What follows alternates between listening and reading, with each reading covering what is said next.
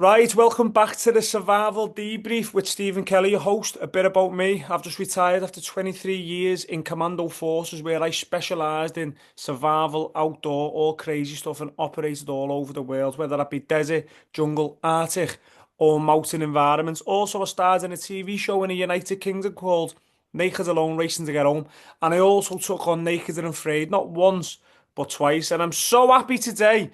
We've got an amazing survivalist and someone I've had the privilege of meeting and actually working out there in a survival scenario with her, and that is Miranda. How are you, Miranda? You all right? Yeah, I'm doing amazing. Now that I got a full belly, a roof, all the creature comforts. What's been going on anyway with you? What's been going on in your background? How's fishing going? Yeah, fishing's amazing. Ever since Africa, everything's just kind of went full throttle. Between running the company out of Florida and doing fishing charters, now I'm actually up in South Carolina trying to figure out the fishery here. So that's been quite the challenge. Oh, that's absolutely amazing. And it's funny when I look back at when you're talking about fishing there, when we look back to Africa, you taught me so much about fishing. Now, I didn't really know. I'm not a fisherman. I'm not a hunter. I don't do much of that in the United Kingdom. And how much time and effort you put in with me teaching me about the hooks, and we were out there all day, every day. What people don't really see on the show, but we were out there every day for the days you were out there with us, all day, every day, and I learned so much about that. And you've got so much knowledge to pass on, and it was absolutely amazing. Oh, well, thank you. No, we gave it hell out there. Again, it is fishing, nothing's promised. And the reason I love it so much is I'm forever a student, right? Right when you think you're like, all right, I got this nailed down, boom, you get humbled, and then you're like, I know nothing. Yeah, yeah. I was like that out there. We got humbled daily when we were in Africa. But talking about your challenges, Miranda, you are an extreme survivalist. You've took on the tough challenges on the planet. You went to Colombia and you smashed out 21 days, and you took on Naked and Afraid Apocalypse. Now let's talk about your first challenge. How did that come about? How did you end up naked in the middle of the Colombian jungle? How did it start? And what were you thinking the day you landed? I don't remember. I think I blacked out and woke up in Colombia. No, I'm just kidding. One of my friends, Heather, was on the show. I kind of asked her a little bit about it. I had some interest. And then she's like, you know what? Don't talk about it, be about it. So, all right. So I applied, went through all that song and dance. So next thing I know, I'm like butthole down in the heart of the Colombian jungle, looking around, and the thing that people don't realize so much is you don't recognize any of the noises. Yeah. Being out there, you're just like, oh my gosh, everything's trying to, like, I don't know, murder me. I don't recognize any of the bird sounds or like anything, and everything's so different.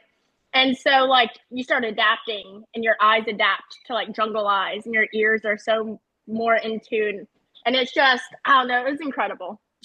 I So love Colombia. what I've been asking everyone, so you're my fifth guest now. You're my fifth guest on the podcast. And I've asked, and they've all been naked and afraid survivalists. And I always ask them the same thing. I always ask them the same thing. What is the something that you wish they shown on your episode, what they didn't? As long as you're staying within your NDAs, you've done something absolutely amazing and they didn't show it, and it wound you up. It didn't make you happy because they didn't show it. So this was kind of, I would say there was one or two, like one in Colombia and then one in Africa. But I would say I was in Colombia, right? Very uncomfortable. I was on, day, I think, 15 or 16. So your demeanor, you're just like, you've been dragged through the freaking ringer at this point. So you don't really have a lot of motivation. You're still trying to make everything better.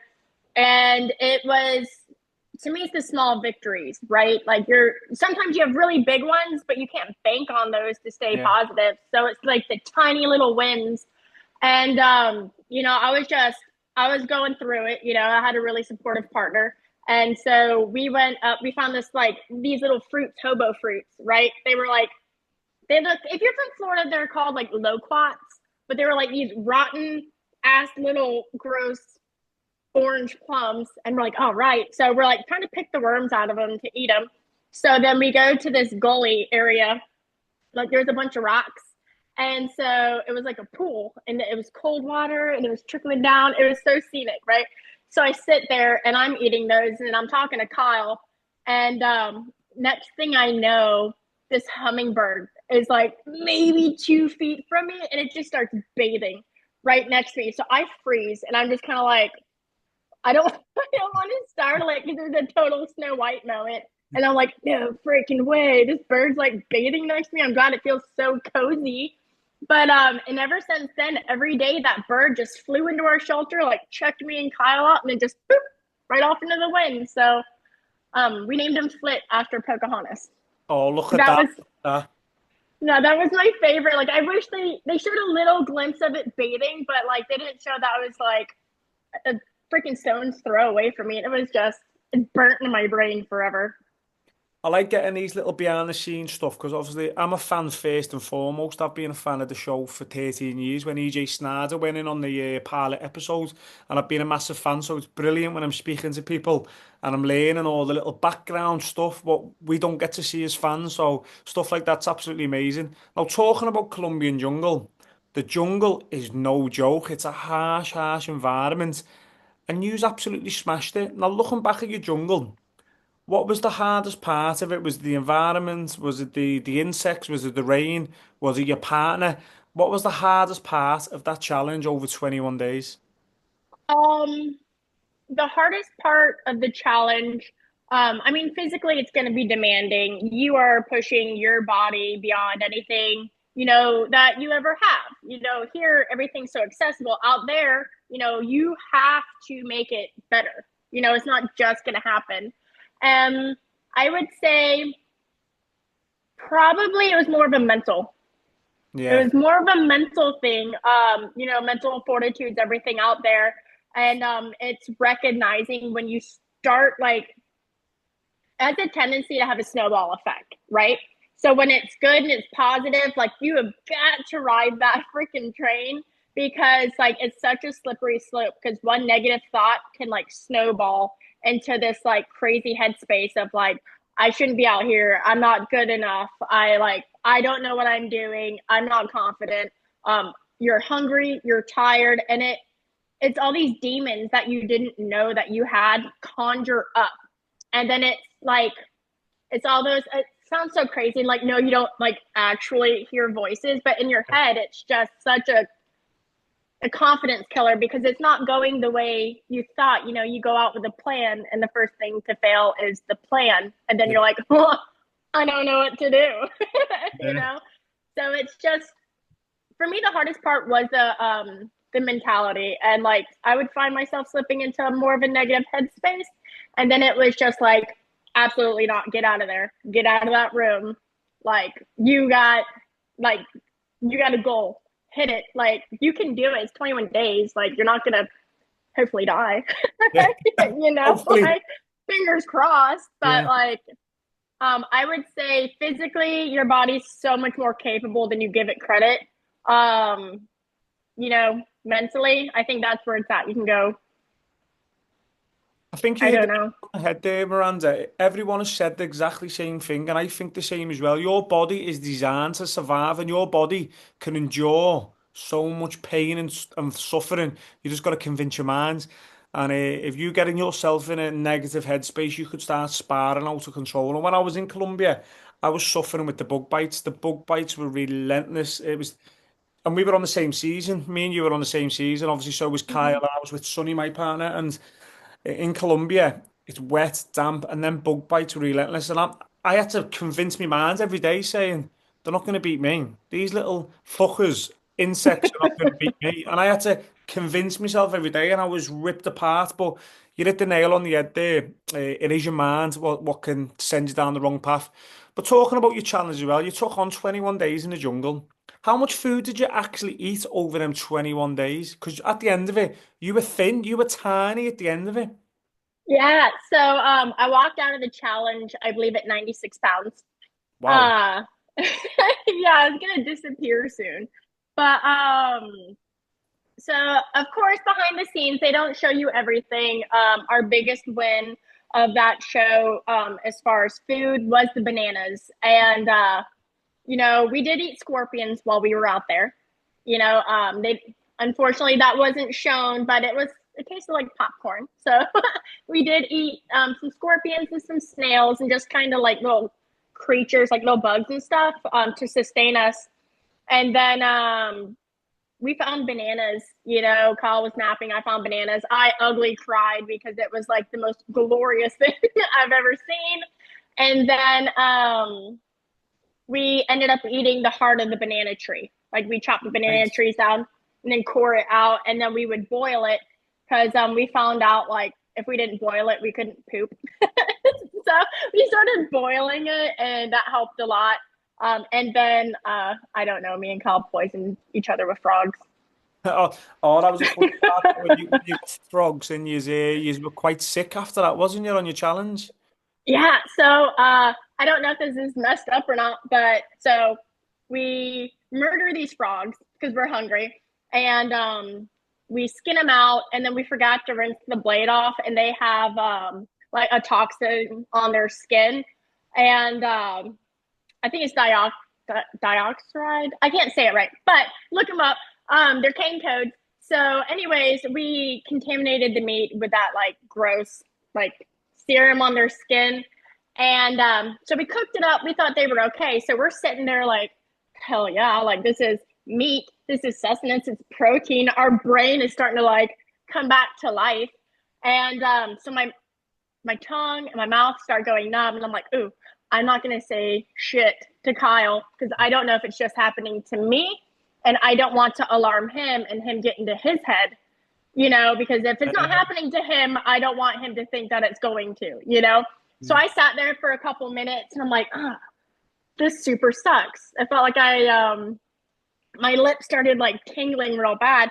And then Kyle, he starts coughing, and he looks over at me. He's like, "Is your face going numb?" I'm like, "Oh my god, yes." I wasn't gonna say anything, and yeah, nope. So we called the medic. We had to pound so much water, which luckily it rained every day, so we had our Yeah. bamboo canteen, so we were just chugging water. It laid me out for a couple days. Again, I was like 96 pounds, so anything's going to affect me pretty heavy. And I don't know, we got through it. I know that would have been a scary, scary moment if I was out there. And obviously, the Colombia is the Amazon jungle, it's part of the Amazon, and you have them brightly coloured frogs. You could die by eating certain types of frogs and touching them. I would have been spiraling in my own head. But like you said there, you absolutely smashed it. You got through it. You got to the end and you completed that challenge. And I'd like you to explain to the viewers, what's it like completing the 21 days? Um, it's so hard to put it into words, that feeling. It's almost so when you enter the challenge, at least for me, I can speak on behalf of my experience. When I entered into the jungle, I was almost in a form of shock. Because it was the first time I've really left the United States. The first time I've seen anything like this, I went into a form of shock. It took me like a day to realize, like, oh shit. And then, the night before our extraction, um, it wasn't reality. Like I was able to sleep. It was just like at that point, this was my home. Like if I never walked out again, like this is my Yeah. home. And it's just mentally you're so much in the moment there. You're in the present. Like nothing matters outside of like survival. And then when we start the extraction hike, it was like, okay, well, I'm just, going on a hike to look for food. It's not reality. But as soon as like you start climbing the hill, and I heard, I didn't know it was a Jeep at the time, but I heard an engine, and it's something that you haven't heard in so long. You're like, what is that? And then you see it, and then it's almost like this like chemical dump your body does, and then it's like, oh my gosh, I've made it. I've literally like it's over. And it's such a bittersweet feeling because you've built your home there. You're connected to it, you Yeah, yeah. learn to love the suck, and then you're like, oh man, I have to leave this behind. It's over. But then it's like, oh my gosh, I get a freaking peanut butter and jelly sandwich and some juice. Life's amazing. And it's it's so hard. It's the biggest high you'll ever have. Yeah, If yeah. that makes sense. It's like, hell yeah. Because you doubt yourself randomly throughout the challenge. You're going to, you're human. And then once you complete that, you're like, hell yeah. Like, I knew I was this strong. It was just proving it to yourself. And the cherry on top is like, it wasn't just about me. I got to watch Kyle have that same emotion, you Yeah, know? yeah, So he accomplished something too, and we did it together. So we were able to just like, we fucking did it, dude. Like, yeah, hell yeah. yeah, here we are. And it, to be able to share that moment with someone makes it so much sweeter. So it's just, it's so hard to put in words. It is, isn't it? It is hard to put in words because when I got to the end of it, all I got from it was confirmation that now I've operated all over the world. I've been doing this for 23 years, but I got confirmation just in my own mind that yeah, I can do this with no clothes and no shoes, and that's what I got from it. But I had a great partner as well, seeing Sunny get through, and she was tiny at the end of it. She was like that, and we had such a great bond, the same as you and Carl. You and Carl were a great team as well, and you don't see this on every episode. I think they put a lot of different personalities in for people to argue and fight and not get on. But I think both of us on our episodes and our first challenges, we were really lucky to have an amazing partners, and we both got to the ends with our partners. But there's another Mm-hmm. question I was going to ask you, right? And I remember you telling me a story. I don't know if you want to talk about this on a podcast. What That's happened in okay. the airport? What happens in the airport when you were going? Oh, you would mention this. Oh, okay, Steve, you're a turd. Um, okay, so let me set the background story You don't first. have to talk about it. It's not gonna be too long. No, it's okay. I have no shame. I have no dignity. I've been butt naked on TV. Like I have no pride anymore.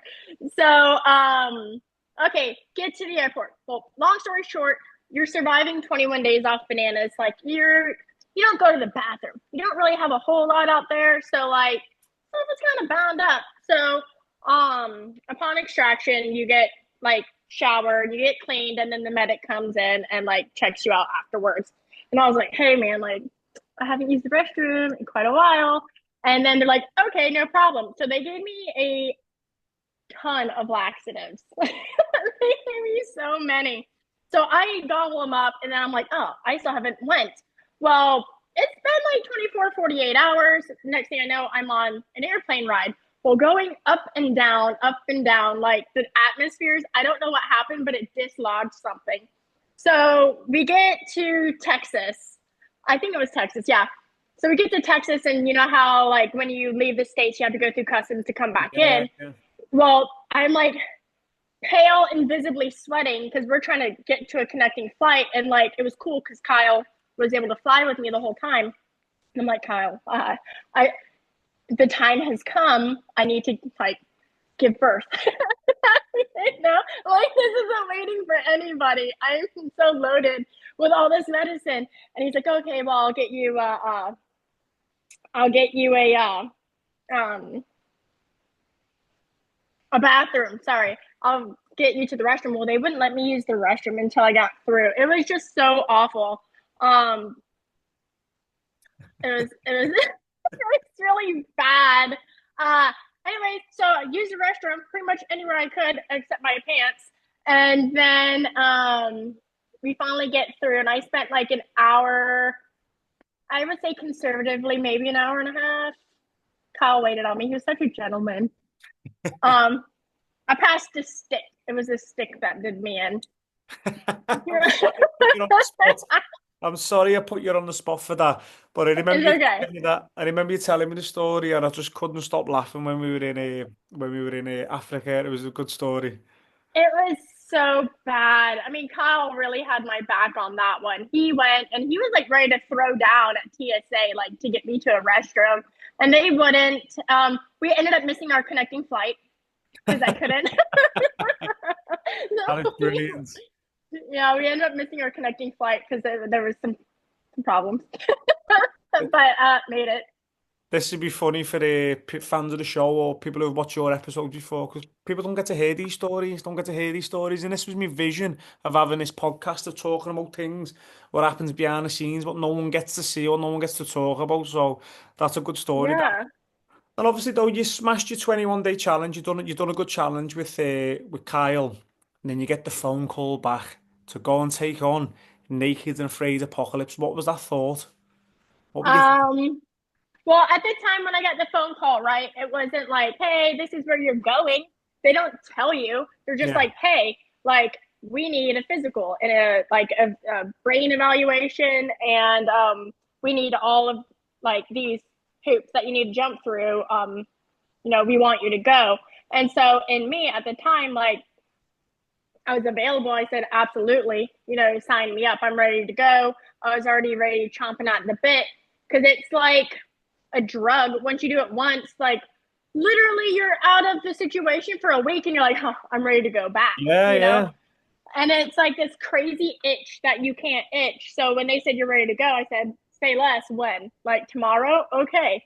So I got the phone call and then it was like, oh, okay. And then naturally you just start trying to eat as much food as possible because like you have kind of some experience from the last time. Yeah, and do you know what? I got to partner with you, which was absolutely amazing. Like I said at the start, I learned so much from fishing off you. We made clothes together. We talked stories about our kids, me, you, and Wes every night, which was absolutely amazing.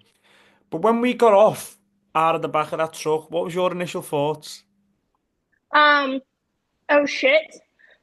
Yeah, Oh shit. Like I think I might have screwed up. yeah, But I've never seen anything like that. So going back to Colombia, it was very jungly, humid, water, very tropical. Florida girl, I'm used to that. I step out of the back of that Humvee, and it's a desert. There's not any green leaves. There's no water. Like my mouth is immediately dry. I can hear my eyes blinking. And I'm like, I've never in my life, all I can picture is like that, that lizard that you find in the corner of your house or frog that's all shriveled up and dry. That's all I can picture in my head. I'm like, this is where dreams go to die. that was brilliant. It's funny when we jumped off, right, and I was shocked. I was not expecting that scenario, and when I've tried to speak to my wife about this or speak to friends and family, the heat of the floor, it doesn't do it justice watching it on telly. How hot was that floor? And any little shadow for a second. Wes was strong. I mean, you were trying to stand in the shadows and hang off little bits of broken trees and all that. It was relentless. Yeah. No, I have no shame. Like I will tell you, it downright sucked. Like I prepared my feet. Like I got some tough foot from Tractor Supply. I was walking on asphalt, trying to blister my feet. Nothing can prepare you unless you just want to walk on like burning shards of glass. And Yeah. then, but I don't have hooves. I don't have delicate feet, but like they were not. I don't think there would have been enough time for preparation to get my feet proper. That heat, it's the best way for me to describe it is walking on very hot asphalt, going to a parking lot. You know, when you're a kid and you're swimming and you have to run across the parking lot to get to the car because you forgot your shoes. That's kind of what it was like all the time. Yeah. And then jumping from shade to shade to shade. That's all fun, except you run out of shade because there's only like sticks and twigs. And then, like, if there is shade, there's like acacia thorns. They're like waiting for you. It was hard to walk on, wasn't it? And that was my biggest shock when we all jumped out the back of that Humvee together. Straight away, I thought, wow, here we go. It's a bit desolate. I've operated in deserts, but I was not expecting how hard it was to walk on that floor. And I wear boots every day in work as a soldier. My feet are baby soft, and I weren't expecting that. And when I took them off and we started walking, I was like, oh shit, this is going to be tough now. We need to make shoes. And obviously, luckily for us, after 2 days, we managed to come across that farmhouse and we made shoes. And then we were bomb-proof then. We were getting around, we were moving around. But going back to Africa and the jungle, talking about your two environments, what do you think was your hardest challenge out of both? The hardest challenge, so they each equally have their own hard parts. Um, I would say Africa for sure. Colombia had its hard parts because that was my very first time really doing anything like that extreme. And that was more of a mental game. Africa, not it. It physically was so demanding. And I should have prepared better. I will put that on me. I needed to gain about 30 more pounds prior to going in. And I didn't have enough reserves, so mentally you can be in there, like, and I know they say like you're only given like 10%, like everything else is mental. Well, sometimes you actually hit like a physical barrier and your body will not allow you. Yeah.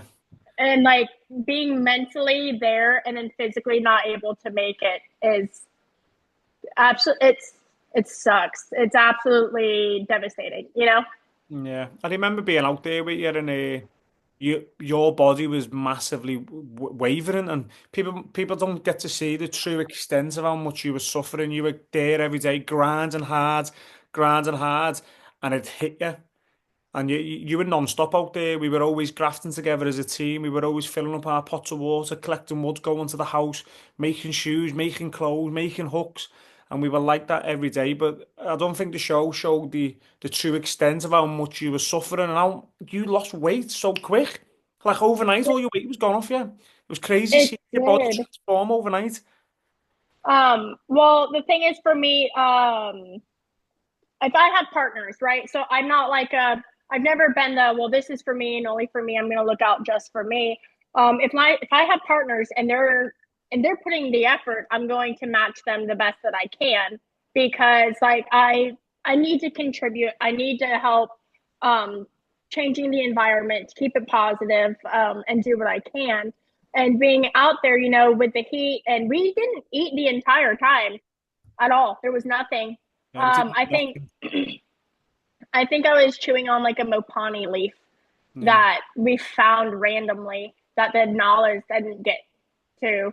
And then that was it. So pretty much all of our nutrients, if you can say it, was like the strained up elephant shit that was in our watering hole that yeah, we boiled up.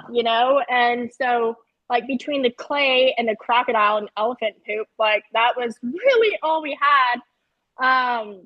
And it levels you out. And not only that, like of course the show is going to show you exactly, like, they have their own agenda. I'm not saying anything negative whatsoever, but no one truly understands the full aspect.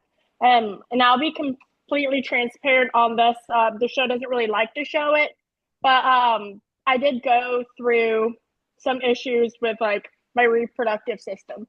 yeah. So I ended up, this, you were there. Yeah, I I was ended there. up I know. Yeah, um, I had a cyst that ended up bursting out there just from I pushing my body too hard, and I ended up bleeding really bad for, I don't know, 3 or 4 days. And then I believe that's ultimately what kind of took me out was I couldn't hydrate enough. I had no iron. I was bleeding pretty bad, and yeah.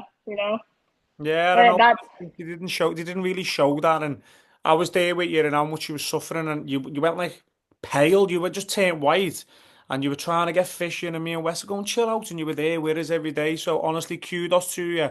I know you were struggling out there with what was going on with your body, and you were trying to, and you wanted to do everything with us, and you were like, I'm just gonna lie down a minute, then you'd want to get back up, then it'd hit you so quick. But I tell you what, you've done absolutely amazing considering what you were going through out there. Now, here's a question for you. We're nearly at the end of this podcast. I've got about 6 minutes left on the screen. Here's a question for you. If you get a phone call tomorrow and got offered a challenge again, would you go again? oh, it gives me goosebumps. Why do you do that? Yeah. Why do you do that to me? Um, I would say it would be contingent on where I'm at in my life. Yeah. Um, Now, the me right here and now, hell yeah, let's go. But realistically, I have so much going on right now that I would need to. No one talks about it. The biggest thing with these challenges is you need to make sure your home life is squared away before you even try to take on these, because you don't want that lingering in your head while you're out there. Yeah, yeah. Because that you have got to be in the present. So, if they call me right now, as much as I'd want to say yes, that would be irresponsible of me because I have so much stuff going on in my life. But maybe, Never maybe. say never. Never say never. No, I could never say never for sure. But Uh, I do. I miss it. I Yeah, do want to go. I don't want to go back to Africa. Well, maybe I would have to gain like 40 more pounds. yeah, you definitely need to put on weight because like you were tiny when you were out there, and you could physically see you dropping away. But like I said, we've only got a few more minutes left on this podcast, and it's been absolutely amazing having you on here, Miranda, because we haven't really spoke since our challenge, and we done it a year ago. Obviously caught up through WhatsApp and on Instagram over the year. But here's a question for you: what I've asked all the survivalists. What three tips would you give to someone who wants to go on a challenge or get in the great outdoors? Um, don't wait to do it. Don't wait. You know, ready is not like, oh, I'm not ready. It's a decision. Just do it. Just hurl yourself into the unknown. And failing, don't be afraid of failing. You're going to. And the more you fail, the more you learn. I fail all the time. It sucks. I don't like it, but that's my greatest teacher. And I would say the greatest tips is so just do it. Don't be afraid of failing and just give it hell. Keep it positive. Make every day 1% better, right? So whatever you're not changing, you're choosing. So if you're choosing to stay in a negative headspace and not making the situation better, then that's where you're going to stay. Now, if you're changing your situation and making it 1% better, 1% better over 30 days is 30% better than where you started, you know? Yeah, that's spot on that, man. And I absolutely love that there. Right, obviously we're going to close up now, right? If people wanted to follow your journey and see what you're doing and want to book you for your business, doing all your fishing, where can people find you? So Instagram, Miranda, so CAPT.Miranda, or on Facebook, it's Miranda Adams Outdoors. Uh, yeah, that's pretty much it. Everything else is kind of all linked. It's all integrated together. So that's pretty much where you can find me. Happy days. All the viewers on here, make sure you go and check out Miranda. Like I said, she's an absolutely amazing woman. I had the privilege to work with her in Africa and learn so many skills from her. Miranda, like I said, it's been absolutely amazing having you on here. Anyone watching, make sure you like, comment, share, and subscribe to the Survival Debrief with Steve Kelly. I'm going to love you all and leave you all. Thank you very much. And honestly, much appreciated, Miranda. It's been absolutely amazing. It's good to see your face again now that it's filled out and not dirty. Hold on, does this look more familiar? That's what I look like at the end of it.